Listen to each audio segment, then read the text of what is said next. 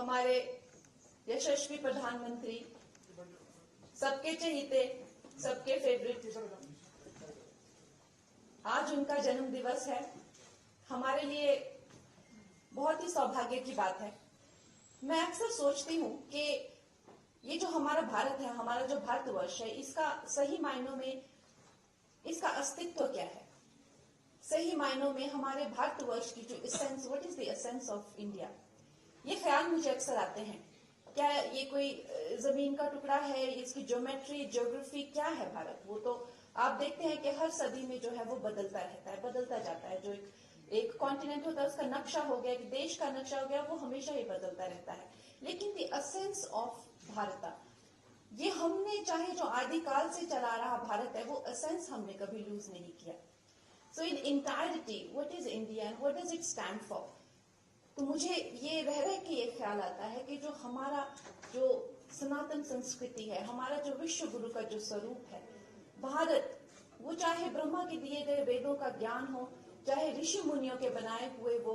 Scriptures हो, चाहे शास्त्रों का ज्ञान हो, चाहे वो कृष्ण और अर्जुन का संवाद हो जो कुरुक्षेत्र में हुआ था, चाहे वो रामायण का जो है चरित्र और चित्त को लेकर ज्ञान हो, चाहे वो योगानंदा की उसकी इंटरप्रिटेशन हो, चाहे वो महात्मा गांधी का कॉन्टेम्पररी लिटरेचर हो, चाहे वो स्वामी विवेकानंद की अपनी इंटरप्रिटेशन हो, बट एसेंशियली इंडिया इज, जो इसका जो एक विश्व गुरु का जो स्वरूप है, एसेंशियली भारत वही है। और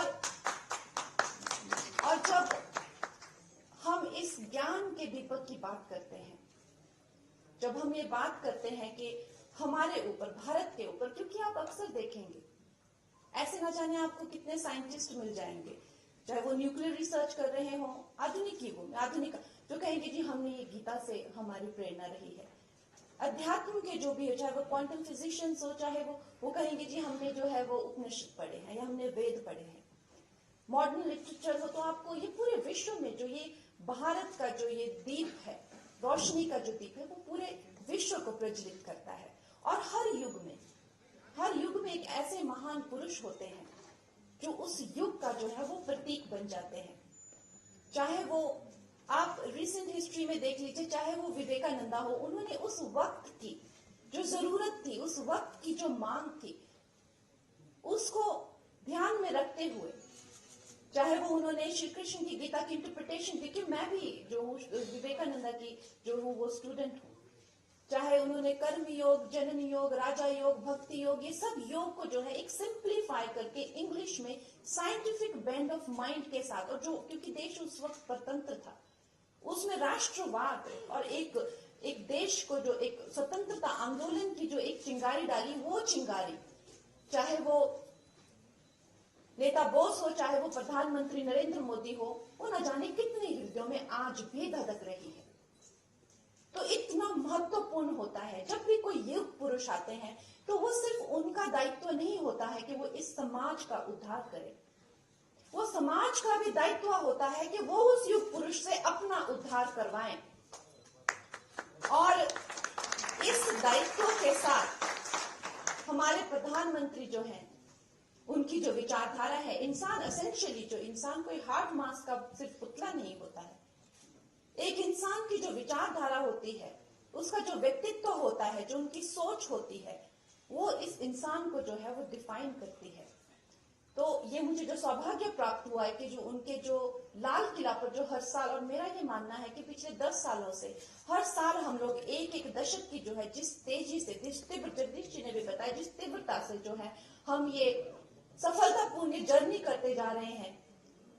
अवश्य ही ये लाल किला पर जो हर साल जो हमें एक, आप कह सकते हैं, ब्लूप्रिंट मिलता है या रोड मैप मिलता है कि हमें किस दिशा में और किस तरह से जाना है, उसका जो पूरा कंपाइलेशन है, इसका करने का मुझे जो सौभाग्य है, उसके लिए मैं अपने आप को काफी भाग्यशाली मानती हूँ। लेकिन अगर हम प्रधानमंत्री जी की बात करते हैं, तो श्री नरेंद्र मोदी जी एसेंशियली, उनकी पर्सनैलिटी का एक क्या ये ट्रेट है, चाहे उन्होंने बचपन में न जाने कितनी ही मुश्किलें सही हो, चाहे कितना ही संघर्ष उन्होंने किया हो, वो सभी, और खैर उन दिनों में तो बहुत लोग गरीबी के थ्रू जाते थे, बहुत लोग जो और बहुत बड़ी बड़ी जो परिस्थितियां उनके पास आती थी। लेकिन प्रधानमंत्री जी की पर्सनैलिटी में ऐसी वो क्या बात है कि वो प्रधानमंत्री बने, कि उन्होंने जिंदगी में आने वाली अपनी हर जो भी उनको जो सिचुएशन आई उसको उन्होंने एक यंत्र या तंत्र की तरह इस्तेमाल करके अपनी जो है मजबूती और अपने आप को और ज्यादा सक्षम किया। और सबसे बड़ी बात कि हम जब ये सोचते हैं, आज हम उनकी जब बचपन की बातें और उनकी स्थितियों के बारे में सोचते हैं कि एक बहुत ही गरीब बालक जिसके छोटे छोटे सपने, जैसे फौज में जाना, भर्ती होना, सैनिक स्कूल जाना या स्कूल जाना, इस तरह के छोटे छोटे सपने भी मानो ऐसा लगता था जैसे ये कितनी बड़ी बात सोच रहा है ये सड़क पर चाय बेचने वाला। तो ऐसे जो हमें लगता है सामान्य तौर पे ऐसे दुर्भाग्य अगर किसी को हो, लेकिन वो उनमें ऐसी क्या विशेष बात थी कि भाग्य स्वयं जो है इस भारत के भाग्य विधाता को घड़ रहा था, वो उनमें ऐसी क्या इस तरह का उनके व्यक्तित्व की क्या उनमें जो बात थी। मेरा ये मानना है कि उनके व्यक्तित्व का सबसे विशेष बात है उनकी आशावादी सोच, उनकी जो पॉजिटिव थिंकिंग है। और जब उन्होंने इस देश की बागडोर अपने हाथों में संभाली 2014 में, तो आप लोग ये चीज नोटिस कीजिएगा कि वो खुद ये समझते थे कि इस देश की सबसे नेगेटिव पॉइंट इस वक्त पे जो है वो इसकी निराशाजनक जो इसकी सोच है। तो वो जहां भी गए, चाहे वो महिलाओं से, चाहे वो किसानों से, चाहे वो सैनिकों से, वैज्ञानिकों से, युवा, जहां भी वो गए, उन्होंने सिर्फ और सिर्फ उस निराशावादी सोच पे जो है वो टारगेट किया। और उन्होंने सारे समस्त देश को जो है एक आशावादी जुनून से कि हम कर सकते हैं, हम कर दिखा सकते हैं। और उन्होंने जो उस टाइम पे कैंपेन भी किए, अब ये आत्मविश्वास, आत्मसम्मान, देश की सफाई करो, मेक इन इंडिया,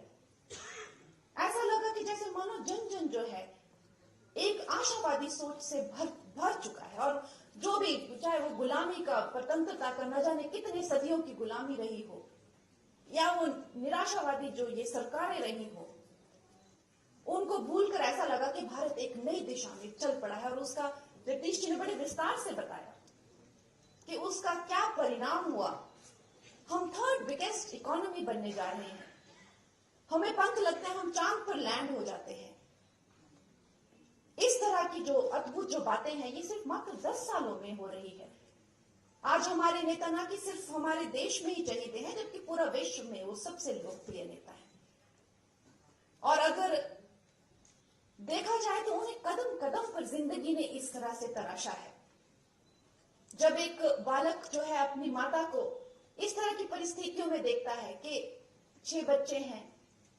पिता का हाथ भी सर पर नहीं है, दूसरों के घर में कपड़े धोना, बर्तन धोना, अवश्य ही वो बालक जो है जिंदा रहने के लिए, सिर्फ जिंदा रहने के लिए अपने भाव को उसे कठोर करना होगा। क्योंकि वो क्या देखे, वो अपने भाव को वो कैसे जिंदा रखे। लेकिन उससे वो उल्टा करते हैं। महिलाओं के प्रति उन्हें ऐसे विशेष भाव और ऐसी संवेदनशीलता हो जाती है क्योंकि उनका जन्म ही जो वंचित हैं,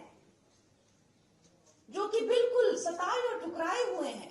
समाज वर्ग में, उनका उद्धार करने के लिए उनका जन्म हुआ है। और शर्मा जी ने कुछ गलत नहीं कहा कि ऐसे लोग जन्म नहीं लेते, ऐसे लोग अवतरित होते हैं।